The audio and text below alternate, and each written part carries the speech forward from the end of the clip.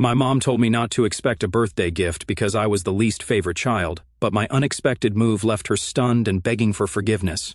I was turning 18, and I couldn't shake the feeling that no one cared. It wasn't just that I wasn't expecting anything for my birthday, it felt like no one would care if I disappeared altogether. Growing up, I always felt like the odd one out in my family. My older sister was the star, the one everyone fawned over. She was beautiful, smart, and talented, and my parents never let me forget it. My younger brother, too, was a favorite. He was the baby of the family, and my parents doted on him. They took him on special trips, bought him expensive gifts, and praised his every accomplishment. I, on the other hand, was average at best. I got decent grades, but I wasn't at the top of my class like my sister. I played sports, but I was never a star player. I had a few close friends, but I was never the life of the party. My mom, in particular, never seemed to care much about me. She always favored my sister and brother, showering them with attention and praise. I remember one time when I was about 10, my mom came to watch me play soccer. I was so excited to show her what I could do, but when I looked over at the sidelines, all I saw was my mom chatting with another mom, not even paying attention to the game. It wasn't just the lack of attention that hurt, though. It was the way my mom treated me differently from my siblings. My sister and brother got away with everything, staying out late, talking back, breaking curfew, while I was held to a higher standard. My mom would yell at me for the slightest infraction, even if my sister or brother had done the same thing a dozen times before. As I got older, I learned to accept that I would always be the least favored child. But as my 18th birthday approached, I couldn't help but feel a twinge of sadness. This was supposed to be a big milestone, a day to celebrate my coming of age, but instead, I felt like I was just marking time, waiting for the day when I could leave this house and never look back. Then, one day, my mom confirmed what I had always suspected. "Don't expect anything for your birthday," she said without even looking up from her book. "You're the least favorite child after all." I felt like someone had punched me in the gut. I had always known deep down that my mom didn't care about me as much as she did about my sister and brother, but to have it confirmed, so bluntly a week before my 18th birthday felt like a betrayal. I spent the next few days trying to tell myself that it didn't matter, that I didn't need anyone else's validation to be happy.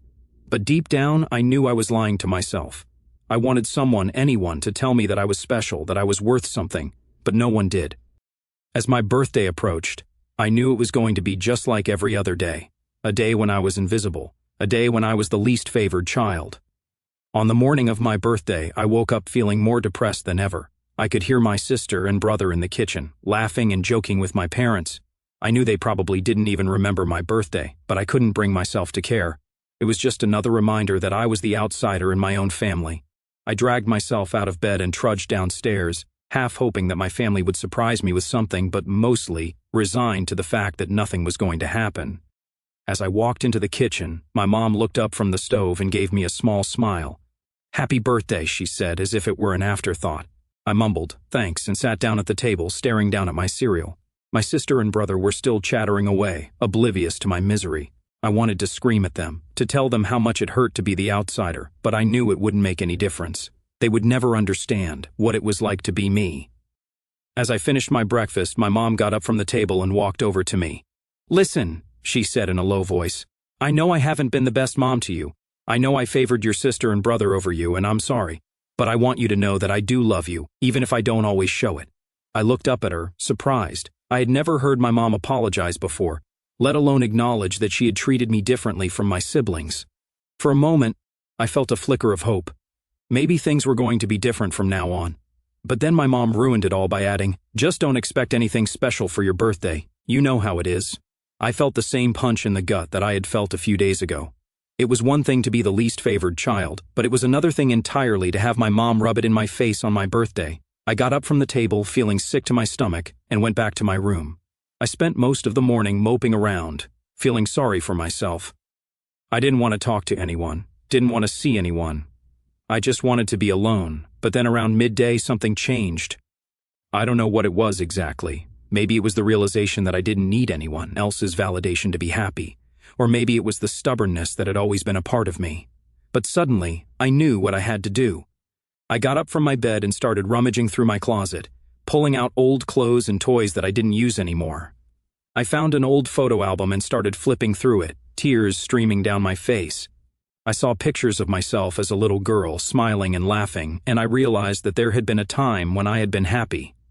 I spent the rest of the day working on my project.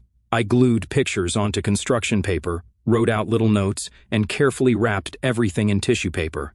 I didn't know if it would make any difference, but I knew I had to try. As the sun started to set, I walked into the kitchen, holding my carefully wrapped packages. My mom looked up at me, surprised. "What's all this?" she asked. "I know you said not to expect anything for my birthday," I said, my voice shaking, "but I wanted to give you something instead." I handed her the packages, feeling my heart pounding in my chest. My mom looked down at them, then back up at me. As she looked through the packages, I could see her face growing redder and redder with embarrassment. She didn't say anything for a long moment, but then she finally spoke up. "I'm sorry," she said softly. "I didn't mean to hurt you, I don't know." I nodded, feeling tears prick at the corners of my eyes. I didn't want to fight with her, not now. But then something inside me shifted. I had been holding on to this hurt for so long, but now I realized that I didn't have to take it anymore. I didn't have to let her words define me. "I'm moving out," I said suddenly, feeling a surge of adrenaline. "Today. I found an apartment and everything is all set. The deal will go through tomorrow." My mom's expression changed instantly, and I could see the rage building in her eyes.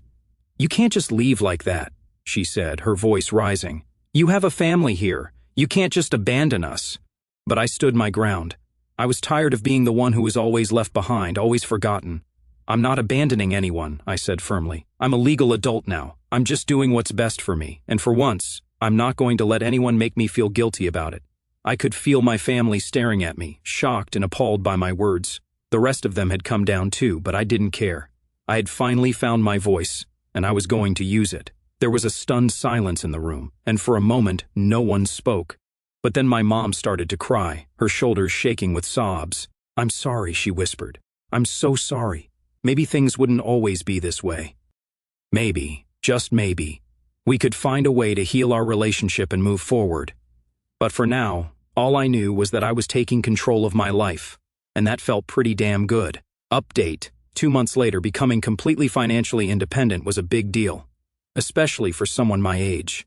I had been working toward this goal for years, saving every penny I could and making small investments here and there.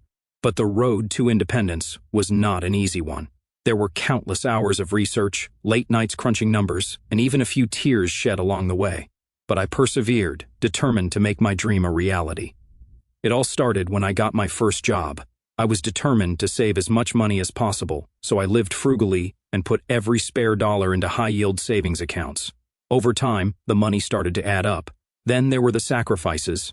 I missed out on countless dinners with friends, skipped out on trips, and even put off buying new clothes. I stuck to the bare essentials, but it was all worth it in the end. My siblings tried to reach out to me at times. Their attempts were sincere, but other times it felt like they were just going through the motions. My brother, who had always been distant, suddenly started calling me every week. He would ask me how I was doing, what I was up to, but my gut sense was that he wasn't interested in my answers. It felt like he was just going through the motions of being a good sibling, but didn't care about my life or my achievements. On the other hand, my sister was more genuine in her attempts to reach out to me. She was genuinely proud of me for saving up enough money to leave and live comfortably at such a young age, and she wanted to celebrate my success with me. We would go out to lunch or have a movie night, and for a brief moment I felt like we were close again. But then there were times when my sister's support felt conditional. If I didn't agree with her on a certain topic, or didn't follow her advice, she would become distant and cold. It was like she was only willing to support me as long as I did everything her way. Overall, I appreciated my siblings' attempts to reach out to me, but it was clear that our relationship was not what it used to be. It was difficult to navigate the ups and downs of our interactions, but I was determined to stay focused on my goals and not let their opinions or actions affect me too much. My parents hadn't tried to reach out to me, and I kind of expected it. My mom telling me not to expect anything for my birthday because I was the least favorite was a move that showed some people shouldn't be parents. What the hell did I do? Bloody middle child syndrome. My mother couldn't even give a good enough reason for not treating me properly. It's a good thing I'm out of there. I'm not the asshole in Tay. Next story: my wife, 41 female, and I, 41 male, live with our 2 kids, both under 6. Quite close to my parents, who are in their late 60s. People usually assume we'd have free babysitting on tap, but to be honest, We've had a choppy history with them over the years, with suggestions that we're not doing the best for our kids or that we're drinking too much. Obviously, we dispute this. We both have good jobs, live within our means, and don't drink much, and pretty much never around our kids. As a result, we have a courteous but not particularly close relationship with them. We try to keep to ourselves while ensuring our kids see their grandparents relatively often, once or twice a week. Anyway, we had a moment last week with my mother. We told them about a family holiday we booked for the 4 of us. It's a 3 to 4 hour flight to a 4-star all-inclusive hotel in a place we've been to before, as have my parents. My mother's first question was, "And is this place child-friendly?" My face dropped for a split second in shock, and immediately I tried to defuse the situation with a joke. "Oh no, it's terrible for kids. Running chainsaws, swinging off ropes. It's lethal," I said. My wife said something similar. "Nope, it's a swinger resort." Now bear in mind, this was very jokey. We didn't raise our voices or give any angry vibes whatsoever. But my mother immediately took offense, accusing us of barking at her and ridiculing her. Along with tears, she insisted it was a perfectly valid question and that she didn't deserve to be shot down over it. At this point, with my mother, I usually give in, but given she's in therapy at the moment, I turned the question back at her. "What did you mean by that? Do you seriously mean to ask if my wife and I could have chosen a non-child-friendly hotel for our family holiday?" She didn't answer that directly, just continued to tear up and say she didn't say that at all. From our perspective, my mother has never had a single positive thing to say about us as parents. When we decided to tell her about our first family holiday to another country as a family of 4, she asked if we'd picked a child-friendly hotel, as if being child-friendly wouldn't be the first thing we'd seek in such a holiday. My mother refused to accept this point, and what's more, my sister, 37, who has no children and no experience with parent judgment on her parenting, decided to weigh in and say it was a perfectly normal question she'd ask of any of her friends with kids. Is asking parents whether their family vacation hotel is child-friendly a legitimate question, or one we were right to take offense at? Initially, we decided to mask that offense with humor, but obviously this didn't change anyone's stance. What's more, now my mother feels validated by my sister's bizarre agreement with her assertion. The question seems fairly innocuous, part of making conversation. Given your perception of your mom's motives based on past history, perhaps you projected a deeper meaning onto it. You assumed a slight in the absence of a direct insult. However, your mother's dramatics upon hearing your response are telling. One does not usually act defensive unless they have a reason to deflect. This seems most likely to be a case of poor communication exacerbated by years of improper interpersonal understanding. "I'm not the asshole in Tay." I would have replied in the same fashion. "I don't understand why you maintain a relationship with people you clearly don't like, though." Next story. Long story short, my mother-in-law, 70, seems to me to be suffering from some kind of memory issues. This has been ongoing for at least 5 years. I've spoken to her about it, and my husband has spoken to her about it, but she just says it's normal for her age. It's not. She'll sometimes agree to go see a doctor, but by the time she gets home she's forgotten she agreed, and we just have the same conversations over and over. I'm actually not sure exactly how much she forgets and how much she pretends because it's easier. I've told my husband he needs to fly to see her and take her to her doctor, but he doesn't. At a point, she's not my mother, and if neither she nor my husband are willing to look after her health, how much more should I do? She has a lot of trouble connecting with our boys. She desperately wants to, but won't listen to our suggestions and just does her own thing. For example, she's bought 3 of the same board games for our 3-year-old. 1 per year since he was 1 they're too advanced, and she gets frustrated that he can't play. She also always says, "Soon you can come and visit Grandma, and we'll have so much fun," to my boys. That's obviously never happening. The only time I asked her to keep an eye on my 3-year-old, she forgot and wandered off, leaving him unattended after 10 minutes. I was nearby and noticed, so I got him. He was never in danger, but I don't trust her to be a responsible adult. I always just make a non-committal sound, but I do think if I said I would never even consider it if she doesn't see a doctor about her memory, so we have an idea of what's going on and what to expect, it may be the motivation she needs to go, but it feels manipulative and petty when I won't allow it anyway. What do you think? If her memory is as bad as you say, she probably won't even remember your conversation in a couple of days. But I would really push your husband to either fly out or appoint someone else to help his mother get to the doctor. Early intervention can make a difference when it comes to slowing the progression of dementia and extending lifespan. There's a good chance your mother-in-law is not only in denial of her dementia, but is unaware of how bad it is because, dementia. This could be a life or death issue for your mother-in-law, whether she recognizes it or not. If your husband loves and values his mother, he needs to get on this like yesterday. I'm not the asshole inte, but you say she's 70, and you call her memory issues early onset. That's incorrect. She's at the age when the signs of dementia are expected to start showing themselves.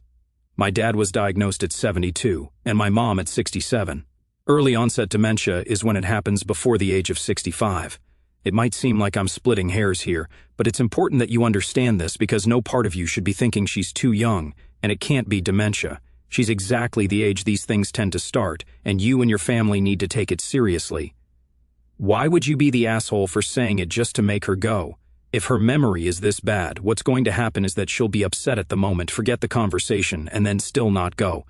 There's a thing with dementia patients called therapeutic lying. For example, if the patient's husband is dead and she asks where he is, you don't tell her he's dead because that will upset her to no purpose. Instead, they'll tell her he'll be here in a little while, and then she'll forget it anyway, and it keeps her calm. Your non-committal sound is the right instinct, I think. Keep doing that. I'm giving this an NTA because so far, you have not been an asshole, and I think your husband is kind of being one. You're right, he does need to fly out and take her to the doctor. She's not going to go on her own. Your husband may be in denial himself and not want to admit how bad it is, but he needs to step up here.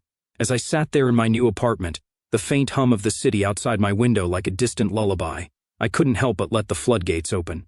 For the first time in what felt like forever, I was alone with my thoughts. No judgmental eyes or half-hearted apologies to interrupt the raw torrent of emotions swirling inside me. It had been 2 months since that fateful birthday, since I walked out of the house that had never truly felt like home, and yet the weight of it all still pressed down on my chest like an invisible anchor. I thought independence would bring clarity, a sharp relief from the ache, but instead, it amplified every unspoken hurt, every buried resentment, turning them into echoes that reverberated through my quiet nights. Growing up as the middle child, the invisible thread in the family tapestry had carved deep grooves into my soul. I remember the sting of exclusion like it was yesterday. The way my sister's laughter would fill the living room during family dinners, her stories captivating everyone while mine were met with polite nods or distracted mms. It wasn't jealousy, not really, it was a profound loneliness, a sense that I was perpetually on the outside looking in. My brother, the golden baby, got the cuddles and the cheers, his every milestone a parade. And me, I was the reliable one, the one who didn't cause waves, who faded into the background. My mom's words on that birthday morning. You're the least favorite child, after all. They weren't just a casual barb, they were the confirmation of a lifetime of subtle rejections. It felt like a knife twisting slowly, validating every doubt I'd ever harbored about my worth. How do you process that? How do you wake up each day knowing your own mother sees you as an afterthought? The depression that gripped me in those early days after moving out was suffocating, a thick fog that blurred the edges of my world. I'd lie in bed staring at the cracked ceiling of my tiny studio, replaying every moment of favoritism. That soccer game when I was 10, oh, how it burned. I could still feel the grass under my cleats, the thrill of the ball at my feet, only to glance up and see her oblivious, lost in conversation. It wasn't about the game. It was about the message, you're not important enough to watch. Tears would come unbidden then, hot and relentless, soaking my pillow as I curled into a ball. Why did it hurt so much? Because love, real parental love, is supposed to be unconditional, a safety net that catches you no matter what. But mine felt conditional, doled out in scraps to my siblings while I starved for more. I questioned everything, my appearance, my achievements, my very existence. Was I unlovable? Had I done something, anything, to deserve this? The self-doubt gnawed at me like a persistent itch, scratching until there was raw skin beneath. Yet, amidst the sorrow, there flickered something else, anger. A slow-building fire that started as embers in my gut and roared into full flame when I least expected it. Anger at my mom for her blatant favoritism, for choosing ease over equity, for weaponizing her role as parent to diminish me. How dare she apologize half-heartedly only to twist the knife again? I love you, but don't expect anything special. The hypocrisy of it fueled me, pushing me to pack my bags that day, to declare my independence with a voice I didn't know I had. It was rage that carried me through the apartment hunt, the paperwork, the endless job applications. But anger is a double-edged sword. It empowered me, yes, but it also isolated me further. I lashed out in my mind at my siblings, resenting their oblivious privilege. My sister, with her genuine outreach attempts, were they real or just guilt? My brother's weekly calls felt performative. A checkbox ticked to ease his conscience. I wanted to scream at them. Do you even see me now, or am I still the shadow? The fury made me strong, but it also left me hollow, wary of connection, afraid that vulnerability would invite more pain. And then there was the guilt, that insidious whisper that crept in during quieter moments. Had I been too harsh? Was moving out abandonment, as my mom accused? I replayed the scene in the kitchen 1,000 times, her tears, her sobs, the stunned silence of the family. Part of me ached for her, for the woman who raised us all, flaws and all. Maybe she had her own wounds, her own reasons for the imbalance, perhaps a favoritism born from her youth, or unresolved traumas she never shared.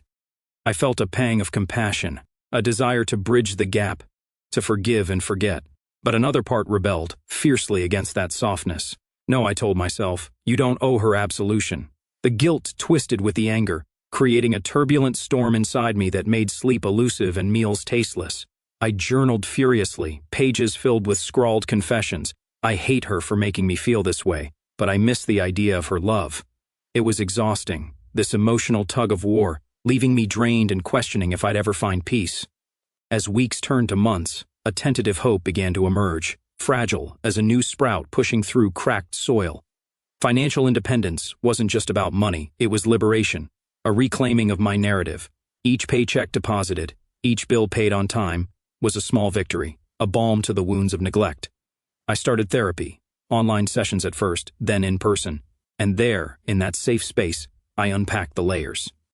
The therapist's gentle probing helped me name the emotions: abandonment, inadequacy, resilience. I cried rivers there, but also laughed, discovering humor in the absurdity of it all. Least favorite child became my ironic badge, a story I shared with new friends at work, turning pain into power. Slowly, the depression lifted, replaced by a quiet pride. I was surviving, thriving even.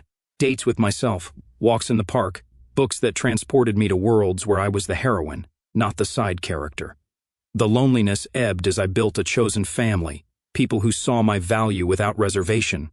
But hope doesn't erase the scars, it just softens their edges. Late at night, when the city quiets, the what-ifs creep in. What if I'd stayed? Would things have changed? Could I have fixed us? The sadness lingers, a melancholy undertone to my newfound freedom. I miss the family I wished we were, the holidays without tension, the unconditional support. Yet in embracing my emotions fully, I found a deeper self-compassion. I'm not defined by their favoritism, I'm defined by my response to it. The hurt taught me empathy, the anger forged my boundaries, the guilt honed my forgiveness, not for them yet, but for myself. Turning 18 wasn't just a milestone, it was a rebirth, messy and painful, but utterly mine. Looking back, that birthday surprise I gave my mom, the wrapped packages of memories, the notes of unspoken love, was my last act of reaching out from the old me. Now, in this apartment that smells of fresh paint and possibility, I feel a profound gratitude mixed with a grief. Gratitude for the stubborn spark that drove me here, for the friends who listen without judgment, for the therapist who reminds me I'm worthy. The emotions are a tapestry now, woven from threads of sorrow, fury, guilt, and joy. They're heavy, yes, but they make me real, alive, unbreakable. I've lost a family in the traditional sense, but I've gained myself. And in that, there's a peace I never knew I craved. A serene acceptance that my story, with all its heartache, is exactly what shaped the woman I'm becoming. One day, perhaps, I'll share this with my mom, not for reconciliation, but for closure. Until then, I hold my emotions close, letting them guide me forward, one heartfelt breath at a time.